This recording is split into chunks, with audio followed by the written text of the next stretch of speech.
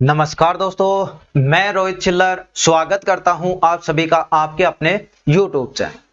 तो फ्रेंड्स, यहां पे हम करने वाले हैं अपना एक मैथ का प्रैक्टिस सेट, आप जिसको बोल सकते हो, जिसमें ऐसे क्वेश्चन हैं जो आपके बार बार एग्जाम में पूछे जाते हैं। चाहे एग्जाम आपका आने वाला अभी एमटीएस का हो, चाहे आपका सीएचएसएल हो, और चाहे आपका थोड़े दिन बाद यूपी पुलिस का भी आपका आए, और साथ में रेल।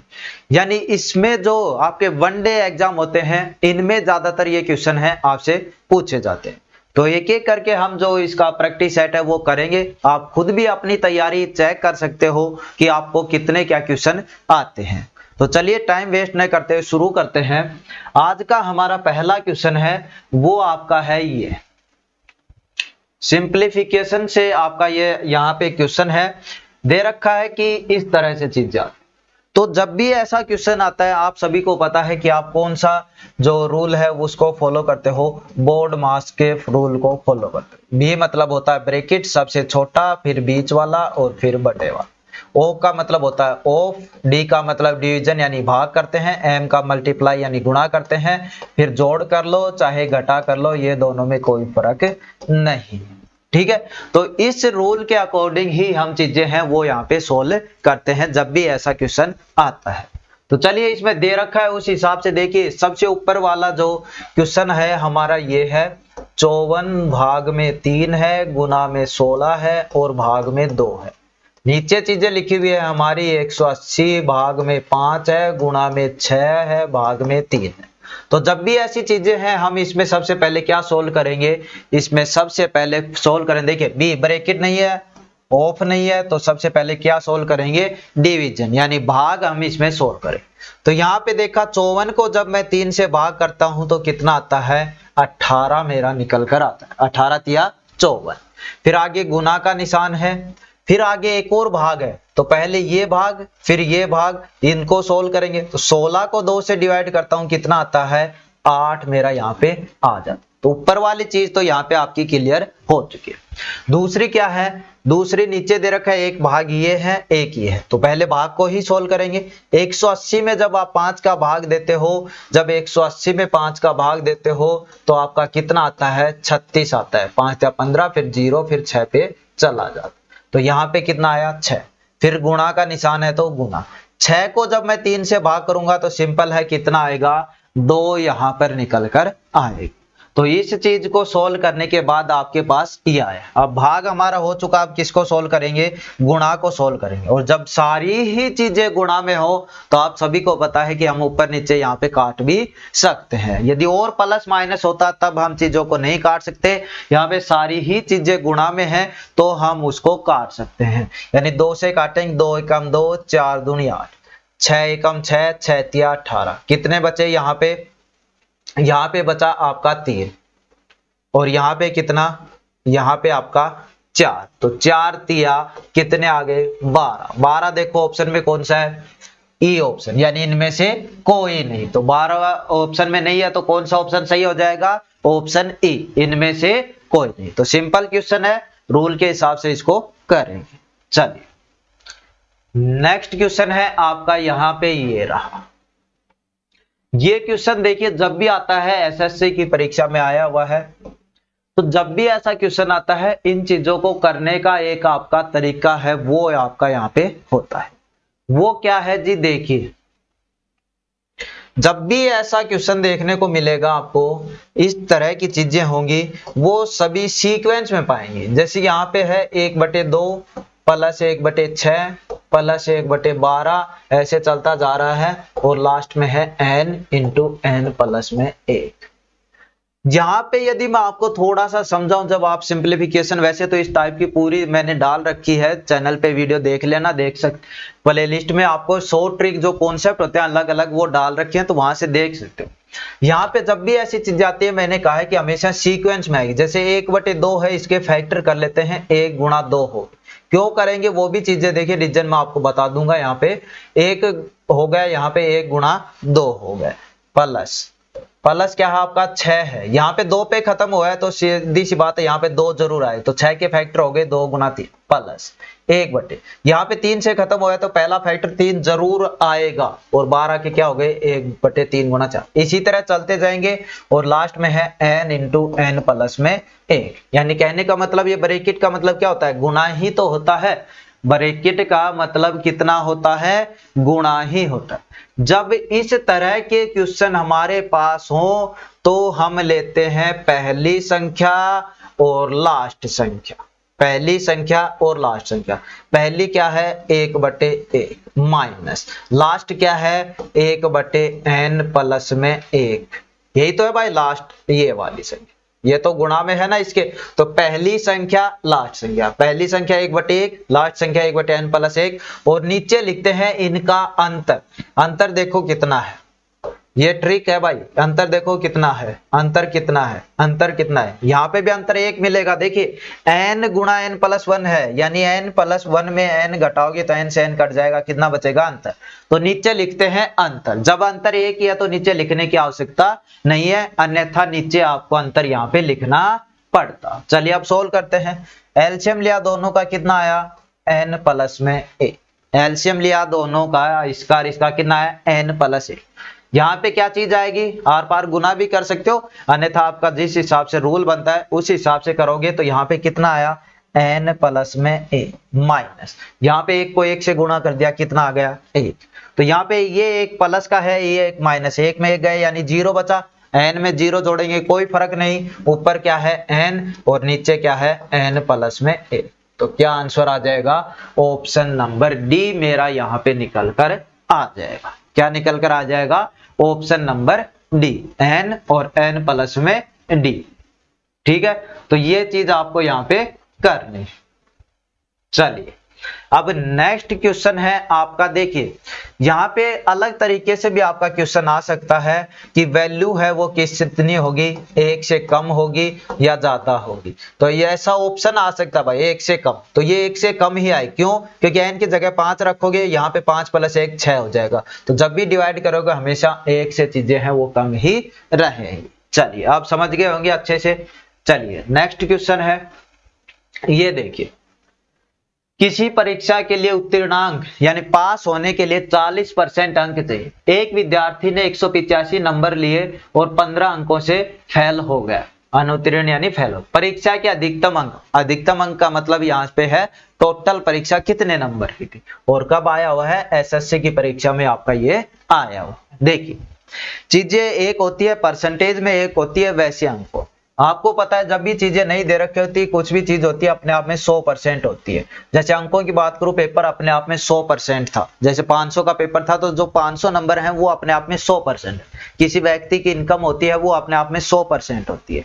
तो ये तो व्यक्ति ने कितने उत्तीर्णांक के लिए कितने चाहिए, 40% नंबर चाहिए। कितने नंबर चाहिए, 40% नंबर चाहिए। यदि व्यक्ति जो विद्यार्थी है उसको पास होना है तो कितने नंबर चाहिए, 40%। ये क्वेश्चन ने दे रहा। अगली लाइन बोल रहा है एक विद्यार्थी ने 185 नंबर लिए, एक विद्यार्थी ने 185 नंबर लिए और वह 15 अंकों से अनुत्तीर्ण यानी फेल हो गया। अब आप खुद बताइए, विद्यार्थी यदि 15 नंबर और ले लेता तो वह पास हो जाता ना। भाई सीधा बोल रहा है कि 185 नंबर उसने लिए, ठीक है, 185 नंबर आपके, जैसे आप एग्जाम दे रहे हो, आपके 185 नंबर आ गए और आप 15 नंबरों से फेल हो गए, यानी यदि आपके 15 नंबर और आ जाते तो आप क्या हो जाते, पास हो जाते। यानी 185 में 15 और जोड़ देता या 185 के बाद 15 नंबर और आ जाता तो विद्यार्थी पास हो जाता। यानी 185 और 15 कितने हो गए भाई, 200। यानी आपके यदि 200 नंबर आ जाते तो आप क्या हो जाते, पास आप हो जाते। क्या हो जाते, पास हो जाते। आप देखिए चीजों को समझिए। परसेंटेज में बात करूं तो 40% नंबर आते ही आप पास हो, अंकों में बात करूं तो 200 नंबर आते ही आप पास हो। यानी दोनों चीजें क्या है, बराबर है। क्यों, परसेंटेज में पूछूं कितने परसेंट चाहिए पास होने के लिए, 40%। कितने नंबर चाहिए पास होने के लिए, क्या बोलोगे, 200 नंबर। यानी कुल मिलाकर बात ये हो गई जी, 40% की वैल्यू कितनी है, 200 है।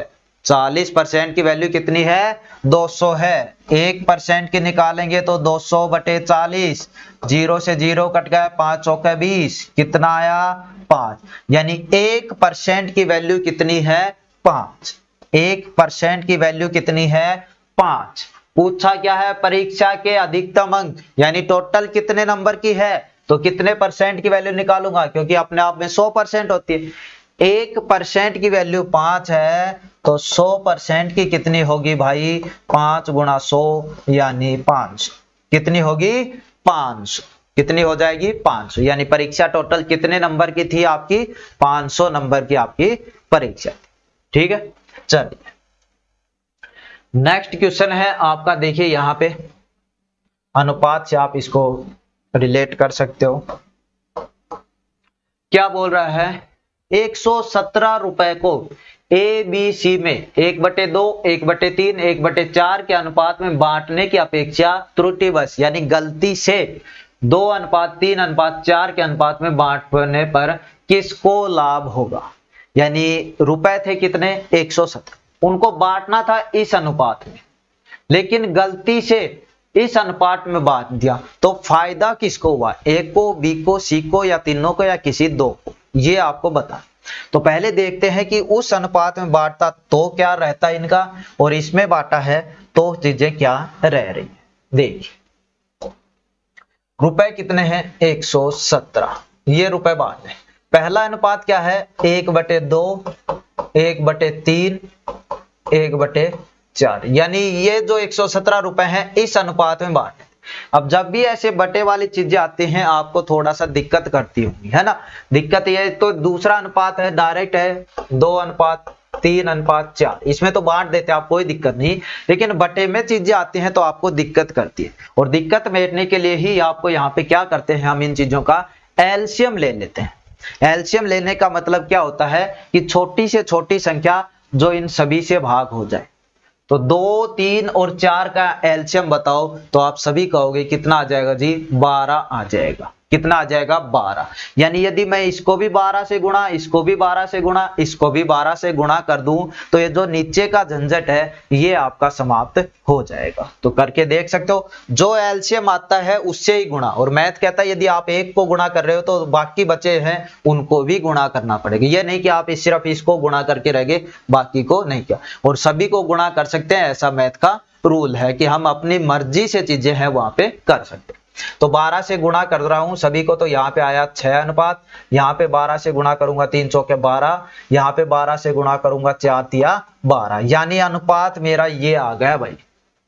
अनुपात मेरा क्या आ गया, इस अनुपात को हटाकर मेरा अनुपात ये आ गया। यानी ये जो अनुपात था इसकी जगह क्या आ गया ये अनुपात, और दूसरा अनुपात आपका यहाँ पे लिखा हुआ। अब बताना है आपको 117 रुपए, ये तो पता है ना भाई, ये ए का है, ये बी का है, ये सी का है, इधर ये ए का है, ये बी का है, ये सी का। तो ये तो आपको पता है कि इस तरह ए बी सी के हैं। अब देखिए बांटना कितने को है 117 रुपए। अनुपात दे रखा है आपको 6:4:3। तो जब भी मैं ऐसे क्वेश्चन कराता हूं अनुपात के, आपको क्या कहता हूं कि जो भी अनुपात दे रखा है वही चीज मान लो, वही चीज मान लो, फिर अपना आंसर हो जाए। जैसे मैंने अनुपात दे रखा वही मान लिया, ए को मिले 6 रुपए, बी को मिले 4 रुपए, सी को मिले 3 रुपए। यही मान लिया मैंने कि ए को 6 रुपए मिले हैं, बी को 4 रुपए और सी को 3 रुपए। यानी टोटल मेरे हिसाब से 6, 4, 10 और 3, 13। यानी कितने रुपए मिल गए भाई, कितने रुपए मिल गए 13 रुपए मिल गए। लेकिन क्वेश्चन कह रहा है टोटल रुपए कितने हैं 117, यानी अपना टोटल कितना है 13। यहां पे देखा ना आपने कितना है 13, क्वेश्चन कह रहा है कितना है 117, यानी 13 की वैल्यू कितनी है 117। अपना टोटल ये है, ये क्वेश्चन, दोनों को बराबर रखेंगे तभी हमें नंबर मिलेगा एग्जाम में। तो 13 की वैल्यू कितनी है 117, एक की वैल्यू कितनी आ जाएगी भाई 117 बटे में 13, और पहाड़ा आता है तो 13 निम्मा 117 होते हैं, यानी एक की वैल्यू क्या आ गई 9। जहां पे भी अपना एक है क्वेश्चन के हिसाब से उसकी वैल्यू 9 है। ठीक है, तो अब रखते हैं मान, देखते हैं। देखिए पहाड़े आने चाहिए लगभग आपको 30 तक पहाड़े आने चाहिए, 30 तक स्क्वायर होना चाहिए, 20 तक क्यूब। कैलकुलेशन को बहुत इजी फास्ट बनाते हैं, तो ये चीजें जरूर याद होनी चाहिए आप। देखिए 1 की वैल्यू 9 है, 6 की कितनी होगी, 9 6 की 54। 1 की वैल्यू 6 है, 9 है, 4 की कितनी होगी, 9 चौक 36। 1 की वैल्यू 9 है, 3 की कितनी होगी, 9 तिया 27। यानी यदि इस अनुपात में बांटता है 117 रुपए को, तो ए को मिलते 54 रुपए, बी को मिलते 36, सी को मिलते 27। चीज क्लियर। चलिए, यह अनुपात था पहला। यहां पे दूसरा अनुपात है 2:3:4। रुपए वही है भाई 117, इनको ही बांटना है। तो मैंने फिर से जो अनुपात दे रखा है उसी में बांट लिया। ए को दिए 2 रुपए, बी को 3 और सी को 4, यानी 4 3 7 कितने रुपए ले गए भाई, टोटल हमारा कितना आया, 9 रुपए। लेकिन क्वेश्चन कह रहा है टोटल कितना है, टोटल है 17। तो 9 किसके बराबर, 117 के बराबर। सही बात है ना भाई, जब अपना टोटल 9 है, क्वेश्चन का 117 है, तो दोनों को बराबर रखेंगे, यानी 9 की वैल्यू 117 और 1 की वैल्यू निकालोगे तो 117 बटे में 9, और 9 का पाड़ा से कट जाएगा, 9 एकम 9, 2 बचे, 9 तिया 27। यानी 1 की वैल्यू यहाँ पे कितनी आई है, 13। कितनी आई है, 1 की वैल्यू 13। यहाँ पे 1 की वैल्यू कितनी थी, 9। यहाँ पे 1 की वैल्यू कितनी है, 13। तो अब 13 के हिसाब से कर लेंगे। जब 1 की वैल्यू 13 है और अनुपात आपके ये हैं 2 3 4, ये अनुपात हैं। जब देखिए अब खुद बताइए, 1 की वैल्यू 13 है तो 2 की कितनी होगी, 26। 1 की वैल्यू 13 है तो 3 की कितनी होगी, 13 तिया 39। 1 की वैल्यू 13 है तो 4 की कितनी होगी, 13 चौके 52। अब दोनों चीजें क्लियर हो चुकी हैं। इस अनुपात में बांटता तो ये रुपए मिल रहे हैं, इस अनुपात में बांटा है तो ये रुपए मिल रहे हैं। फायदा देखो किसको हुआ है, इसकी बजाय इसमें किसको फायदा हुआ है, यही क्वेश्चन पूछना चाह रहा है। एक को यहाँ पे मिलते 54, यहाँ पे 26, फायदा नहीं हुआ। बी को यहाँ पे मिलते 36, यहाँ पे मिले हैं 39, फायदा हो गया। सी को यहाँ पे मिलते 27, यहाँ पे मिले हैं 52, फायदा होगा। ज्यादा रुपए मिल रहे हैं तो फायदा होगा। तो किस किस को फायदा हुआ, बी और सी को। किस किस को फायदा हुआ, बी और सी को। तो क्या आएगा यहाँ पे आंसर अपना, ऑप्शन नंबर डी। किस किस को फायदा हुआ है, बी और सी को। चलिए, समझ गए होंगे अच्छे से। नहीं समझ में आता है तो एक बार वीडियो को थोड़ा सा पीछे करके देख लिया करो और अच्छे से। और वीडियो अच्छा लगे तो लाइक जरूर किया करो, अपने दोस्तों के साथ शेयर करना, और जो भी साथी चैनल पे नए हैं चैनल को सब्सक्राइब जरूर करना। लगातार आपकी क्लासें हैं, वीडियो हैं, आते रहे। चलिए, नेक्स्ट क्वेश्चन है आपका, यहां पे देखिए क्या बोल रहा है। मीरा तथा प्रिया की वर्तमान आयु का अनुपात 3:4 है। 10 वर्ष पूर्व इनकी आयु का अनुपात 4:7 था। 5 वर्ष बाद मीरा की आयु कितनी होगी। बैंक का क्वेश्चन है वैसे तो, लेकिन देखिए आपको इसका मैं कॉन्सेप्ट समझा देता हूं, फिर आप चाहे कितना भी घुमा फिरा के चीजें आप निकल। दो ही चीजें होती हैं। एक तो देखिए, आज जो दो व्यक्तियों की आयु का अंतर है वही 5 साल पहले रहा होगा और वही 10 साल बाद रहेगा। कहने का मतलब आयु का जो डिफरेंस है वो हमेशा बराबर रहना है। तो पहली चीज हमें इसी पे फोकस करना है कि उनका आयु का, एज का डिफरेंस है वो बराबर होना चाहिए। जैसे यहाँ पे कह रहा है वर्तमान आयु, ये वर्तमान, यहाँ पे कौन कौन है, मीरा है और प्रिया। वर्तमान आयु का अनुपात है 3:4, और 10 वर्ष पूर्व, 10 वर्ष पूर्व, यानी पूर्व के लिए आप, पूर्व मतलब पहले, पूर्व दिशा वाला नहीं, पहले वाला, ये कितना है 4:7। ये चीज का है। और पूछा है 5 वर्ष बाद मीरा की आयु, 5 वर्ष बाद। देखिए, तो मैं क्या कहता हूं, जब भी अनुपात आए चीजें क्या करेंगे, वही चीजें हम मान लेंगे। जैसे वर्तमान में मीरा 3 की है, प्रिया 4 की, 10 साल पहले ये 4 का था, ये 7 है। ऐसे मत सोचो कि 10 साल पहले ज्यादा कैसे, ये चीजें हम अपने हिसाब से मान रहे हैं, और मानने को हम कुछ भी मान सकते हैं, है ना। तो यहाँ पे क्या है कि हमें चीज उस पर ध्यान देना है कि इनका अंतर बराबर होना, चाहे 10 साल पहले की बात हो, चाहे 5 साल 7 साल बाद की बात हो, अंतर हमेशा बराबर। यहां पे देखा आपने अंतर कितने का, 1 का, यहाँ पे 3 का। पहली बात तो यही होगी कि यहाँ पे अंतर बराबर नहीं है। तो पहला रूल हमारा यही कहता है कि इस अंतर को बराबर करो। तो अंतर को बराबर कैसे होगा, यहाँ पे 3 का अंतर है, यहाँ पे 1 का अंतर। बराबर तब होगा जब इसको 3 से गुणा कर दूंगा, यानी ये होगा एम और पी, मीरा और प्रिया। तो 3 से गुणा कर रहे, 3 तिया 9, 4 तिया 12, यहाँ पे 4 और 7। अब देखो अंतर यहाँ पे भी 3 का, यहाँ पे भी 3। यानी पहला जो रूल है हमारा क्लियर हो चुका है, एज का डिफरेंस है वो बराबर आ चुका है। अब अगला रूल क्या कहता है, अगला कहता है कि यहां से देखो कितना घटा या बढ़ा है, यहां से देखो आप कितना घटा या बढ़ा है। तो यहाँ पे आप सभी में देख पा रहे हो 5 क्या हो रहा है, कम हो रहा है।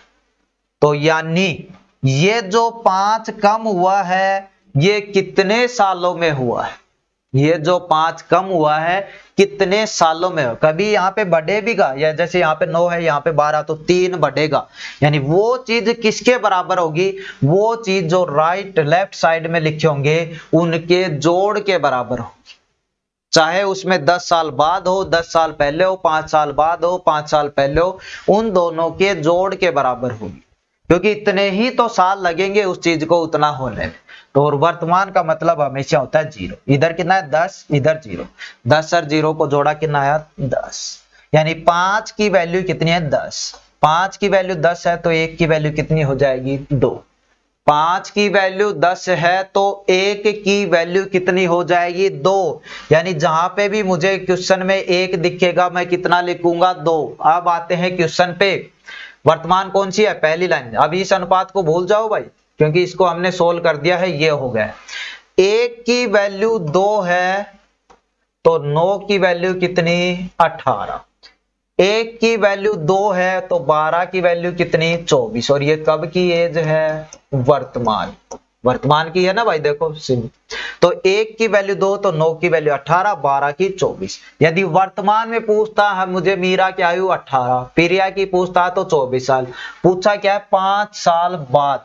तो अब 18 का है मीरा, अब 18 साल की है, 5 साल बाद कितने की हो जाएगी 18 और 5 23। 5 साल बाद कितने की हो जाएगी 23 साल की। तो 5 साल बाद कितने की हो जाएगी मीरा 23 साल। चलिए समझ में आया होगा अच्छे से। वीडियो अच्छा लग रहा हो तो लाइक जरूर करना और अपने दोस्तों के साथ शेयर करना। चलिए अब एक क्वेश्चन और है आपका यहाँ पे, इस चीज को देखिए आप कैसे क्या सोल्व करते हो बिल्कुल अच्छे से। मैं एक चीज आप इसको करने की कोशिश कीजिए एक बार, और मैं कुछ चीजें आपको यहाँ पे बता देता हूँ। आप इसको एक बार सोल्व करने की कोशिश कीजिएगा।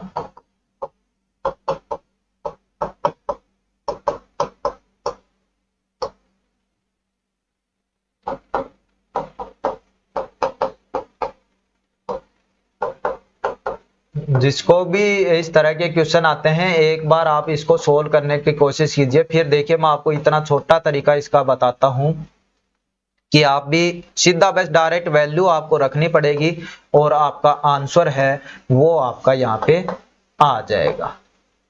ठीक है, तो जल्दी से इसको सोल्व कीजिएगा, तब तक मैं ये आपका यहाँ पे हो। चलिए अब देखिए ये जो मैंने लिखे हैं सारे यही, जब भी आपसे ऐसा क्वेश्चन आएगा इतना बढ़ गया इतना घट गया इस तरह की चीजें आएंगी, आपसे यही पूछने वाला है। नया मूल्य, नए मूल्य का अब दूसरा नाम है क्या, घटा हुआ मूल्य हो गया, वर्तमान मूल्य हो गया, ये सभी एक ही बात है। कम हुआ मूल्य हो गया, और आरंभिक हो गया, प्रारंभिक मूल्य हो गया, एक आपका मूल मूल्य हो गया। ये सारी चीजें एक बार, यानी एक तो ये चीज है और एक ये चीज है। सीधा डायरेक्ट बस इसमें ये रखना है, सीधा डायरेक्ट। सारे क्वेश्चन ऐसे ही होंगे। आप क्या पूछा है इसमें, देखिए चीजें दे रखी है। गेहूं के मूल्य में इतनी कमी, लास्ट में देखो क्या पूछा है, कमी होने के बाद गेहूं का भाव, यानी वर्तमान में कितना भाव है वो हमसे पूछा, कम होने पर कितना, यानी ये चीज लगे। तो इस चीज में ये यूज कीजिएगा। सबसे पहले रुपए देखो कितने हैं 600, गुणा वर्दी या कमी देखो कितनी है 20%। तो सिर्फ 20 लिखना है, परसेंटेज नहीं लगाना कि एक क्वेश्चन में ही लगा हुआ है, ऑप्शन में ही, इसमें फॉर्मूले। तो नीचे क्या है 100 गुणा मात्रा, ये 100 गुणा में मात्रा कितने कितने किलोग्राम लिए 10। बस काटो और आंसर आ जाएगा। 0 से 0, 0 से 0, 6 दूनी 12 रुपए प्रति किलोग्राम। नया मूल्य क्या हो गया 12 रुपए प्रति किलोग्राम। तो नया मूल्य का ये फॉर्मूला, रुपए गुना वर्दी या कमी, नीचे 100 गुना मात्रा। वर्दी होती तो भी वही लिखते, कमी होती तो भी वही। नीचे आरंभिक पूछे, शुरू का मूल्य पूछे, शुरुआती मूल्य पूछे तो सेम ऊपर का, लेकिन यहाँ पे करना है बस कमी है तो 100 में से घटा देना। जैसे 20% कमी है तो 100 - 20 यानी इसकी जगह 80 आ जाता। बोलता 30% वर्दी है तो इसकी जगह 100 + 30 यानी 130 आ जाता। बस ये चेंजमेंट करना था, सिंपल फॉर्मूला है, ट्रिक भी बोल सकते हो, लेकिन ये आप इससे बहुत जल्दी समय में आप इस चीज को कर सकते हो। तो ये आज की आपके क्लास के कुछ क्वेश्चन थे। मिलते हैं जल्दी ही नेक्स्ट क्लास में। तो साथियों उम्मीद करता हूँ वीडियो अच्छा लगा होगा, और अच्छा लगा है तो लाइक करना, चैनल पे पहली बार हो तो चैनल को सब्सक्राइब जरूर करना। धन्यवाद।